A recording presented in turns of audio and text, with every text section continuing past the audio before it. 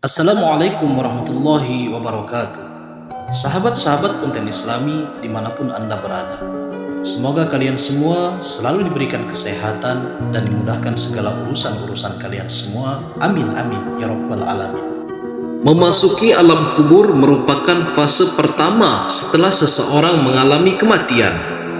Sebuah alam baru yang disebut alam barzah dan dianggap paling menakutkan saat pertama kali kita terbangun atau sadar bahwa kita telah mati. Seseorang yang sudah mati akan merasa tak percaya jika dia sudah meninggalkan alam fana dan serasa bermimpi ketika di alam kubur. Digambarkan jika seseorang yang baru 1 hari meninggal seperti mengalami mimpi jika dia belum mati, tetapi sebenarnya sudah memasuki alam barzah. Disebutkan ketika seseorang yang mengalami kematian dan kemudian memasuki alam kubur, maka pertama yang akan datang adalah malaikat munkar dan nakir. Kedatangan malaikat munkar dan nakir di alam kubur ini pun digambarkan dengan cukup menyeramkan bagi mereka yang banyak melakukan maksiat semasa hidup, tetapi akan nampak menawan bagi mereka yang semasa hidupnya taat di jalan Allah Subhanahu wa Ta'ala. Berdasarkan ceramah dari Kiai Haji Musta'in, pimpinan Ponpes Miftahul Huda, ketika pertama kali berhadapan dengan manusia di alam kubur, maka ada 6 pertanyaan yang akan diajukan oleh malaikat munkar dan nakir. Adapun 6 pertanyaan di alam kubur ini menentukan perjalanan selanjutnya. Apakah dia akan ditempatkan bersama para nabi, ulama, dan umara di surga Allah Subhanahu wa Ta'ala, atau justru memasuki neraka dan dihisab terlebih dahulu. Berikut adalah 6 pertanyaan di alam kubur menentukan seseorang muslim bebas dari siksa menuju akhirat. Yang pertama, man rabbuka, siapa Tuhanmu? Yang kedua, ma dinuka, apa agamamu? Yang ketiga, man nabiyuka, siapa nabimu? Yang keempat, ma kitabuka, apa kitabmu? Yang kelima, aina kiblatuka, di mana kiblatmu? Dan yang terakhir, man ikhwanuka, siapa saudaramu? Benarkah demikian? Kehidupan alam barzah atau alam kubur banyak disebutkan dalam Al-Quran dan hadis, serta siksa-siksaannya yang tanpa ampun bagi mereka yang berdosa, tetapi akan mendapatkan kelapangan dan ketenangan bagi umat yang beramal soleh, ujarnya. Ki Haji Musta'in kemudian menguraikan keterangan dari Al-Quran dan hadis tentang kondisi di alam kubur. Berikut ini hadis Rasulullah SAW yang menggambarkan perjalanan manusia setelah melewati fase kematian. Maka di alam kubur sudah menanti kehidupan baru dan serba asing. Hadis panjang Al-Bara bin Azib yang diriwayatkan oleh Imam Ahmad dan disahihkan oleh Imam Al-Hakim dan Syekh Al-Albani menceritakan perjalanan para manusia di alam kuburnya. Suatu hari, kami mengantarkan jenazah salah seorang sahabat Nabi SAW dari golongan Ansar. Sesampainya di perkuburan, liang lahat masih digali, maka Rasulullah SAW pun duduk menanti dan kami juga duduk terdiam di sekitarnya, seakan-akan di atas kepala kami ada burung gagak yang hinggap. Rasulullah SAW memainkan sepotong dahan di tangannya ke tanah. Lalu beliau mengangkat kepalanya seraya bersabda, mohonlah perlindungan kepada Allah dari azab kubur. Beliau ulangi perintah ini 2 atau 3 kali. Kemudian beliau SAW bersabda, seandainya seorang yang beriman sudah tidak lagi menginginkan dunia dan telah mengharapkan akhirat, turunlah dari langit para malaikat yang bermuka cerah secerah sinar matahari. Mereka membawa kain kafan dan wangian dari surga, lalu duduk di sekeliling mukmin tersebut sejauh mata memandang. Setelah itu, turunlah malaikat pencabut nyawa dan mengambil posisi di arah kepala mukmin tersebut. Malaikat pencabut nyawa itu berkata, wahai nyawa yang mulia, keluarlah engkau untuk menjemput ampunan Allah dan keridhaannya. Maka nyawa itu dengan mudahnya keluar dari tubuh mukmin tersebut seperti lancarnya air yang mengalir dari mulut sebuah kendil. Lalu nyawa tersebut diambil oleh malaikat pencabut nyawa dan dalam sekejap mata diserahkan kepada para malaikat yang berwajah cerah tadi, lalu dibungkus dengan kafan surga dan diberi wewangian darinya pula, hingga terciumlah bau harum seharum wewangian yang paling harum di muka bumi. Kemudian nyawa yang telah dikafani itu diangkat ke langit. Setiap melewati sekelompok malaikat di langit, mereka bertanya, nyawa siapakah yang amat mulia itu? Ini adalah nyawa si Fulan bin Fulan. Jawab para malaikat yang mengawalnya dengan menyebutkan namanya yang terbaik ketika di dunia. Sesampainya di langit dunia, mereka meminta izin untuk memasukinya. Lalu diizinkan. Maka seluruh malaikat yang ada di langit itu ikut mengantarkannya menuju langit berikutnya. Hingga mereka sampai di langit ketujuh.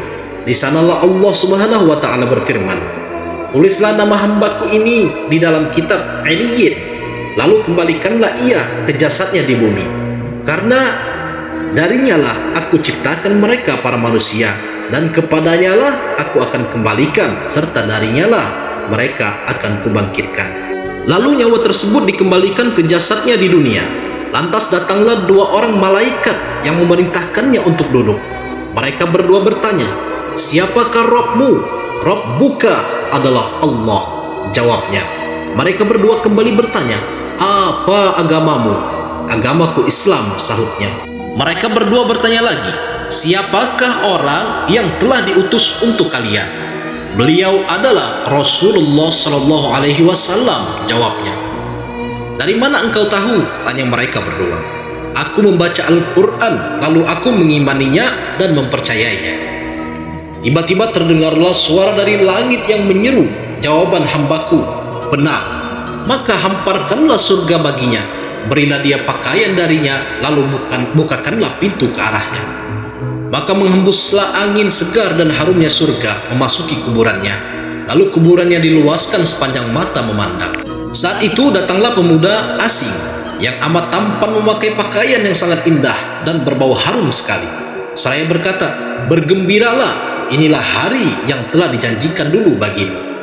Mukmin tadi bertanya, siapakah engkau? Wajahmu menandakan kebaikan. Aku adalah amal solehmu, jawabnya. Si mukmin tadi pun berkata, wahai Robku, segerakanlah datangnya hari kiamat, karena aku ingin bertemu dengan keluarga dan hartaku. Adapun orang kafir, di saat dia dalam keadaan tidak mengharapkan akhirat dan masih menginginkan keindahan duniawi, turunlah dari langit malaikat yang bermuka hitam sambil membawa kain mori kasar. Lalu mereka duduk di sekelilingnya. Saat itu turunlah malaikat pencabut nyawa dan duduk di arah kepalanya seraya berkata, wahai nyawa yang hina, keluarlah dan jemputlah kemurkaan dan kemarahan Allah. Maka nyawa orang kafir tadi berlarian di sekujur tubuhnya. Maka malaikat pencabut nyawa tadi mencabut nyawa tersebut dengan paksa, sebagaimana seseorang yang menarik besi jeruji yang menempel di kapas basah. Begitu nyawa tersebut sudah berada di tangan malaikat pencabut nyawa, sekejap mata diambil oleh para malaikat bermuka hitam yang ada di sekelilingnya. Lalu nyawa tadi segera dibungkus dengan kain mori kasar. Tiba-tiba terciumlah bau busuk sebusuk bangkai yang paling busuk di muka bumi. Lalu nyawa tadi dibawa ke langit. Setiap mereka melewati segerombolan malaikat, mereka bertanya, nyawa siapakah yang amat hina ini? Ini adalah nyawa Fulan bin Fulan, jawab mereka dengan namanya yang terburuk ketika di dunia. Sesampainya di langit dunia, mereka minta izin untuk memasukinya, namun tidak diizinkan. Allah Subhanahu wa Ta'ala berfirman dalam Quran surah Al-A'raf ayat 40, yang artinya tidak akan dibukakan bagi mereka orang-orang kafir pintu-pintu langit, dan mereka tidak akan masuk surga sampai seandainya unta bisa memasuki lubang jarum sekalipun. Saat itu Allah berfirman, tulislah namanya di dalam sijin di bawah bumi. Kemudian nyawa itu dicampakkan dengan hina dina. Rasulullah Shallallahu Alaihi Wasallam membaca firman Allah Subhanahu Wa Taala, barang siapa mempersekutukan sesuatu dengan Allah, maka adalah ia seolah-olah jatuh dari langit lalu disambar oleh burung atau diterbangkan angin ke tempat yang jauh. Kemudian nyawa tadi dikembalikan ke jasadnya, hingga datanglah dua orang malaikat yang menundukkannya seraya bertanya, siapakah Rabbmu? Ha, aku tidak tahu, jawabnya. Mereka berdua kembali bertanya, apakah agamamu? Ha, aku tidak tahu, sahutnya.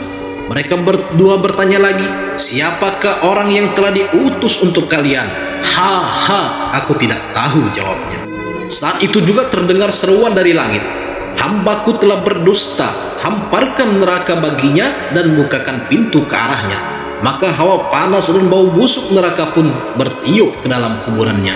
Lalu kuburannya dipres oleh Allah Subhanahu wa Ta'ala hingga tulang belulangnya pecah dan menancap satu sama lainnya. Tiba-tiba datanglah seorang yang bermuka amat buruk, memakai pakaian kotor dan berbau sangat busuk. Seraya berkata, "Aku datang membawa kabar buruk untukmu. Hari ini adalah hari yang telah dijanjikan bagimu." Orang kafir itu seraya bertanya, "Siapakah engkau?" Wajahmu menandakan kesialan. "Aku adalah dosa-dosamu," jawabnya. "Wahai Rabbku, janganlah engkau datangkan hari kiamat," seru orang kafir tadi. Itulah gambaran bagaimana kondisi seorang yang sudah berada di alam kubur. Semua akan ditentukan lewat amal dan perbuatannya semasa hidup. Tentunya hal ini menjadi pelajaran bagi kita semua agar menjalankan perintah Allah dan menjauhi larangannya, ujar Kiai Haji Mustahil. Sahabat-sahabat konten Islami, lantas bagaimana dan apa yang harus kita lakukan untuk menghadapi kematian? Maka perbanyaklah amal ibadah kita kepada Allah Subhanahu wa Ta'ala. Semoga ini bisa bermanfaat buat kita semua. Amin amin ya rabbal alamin.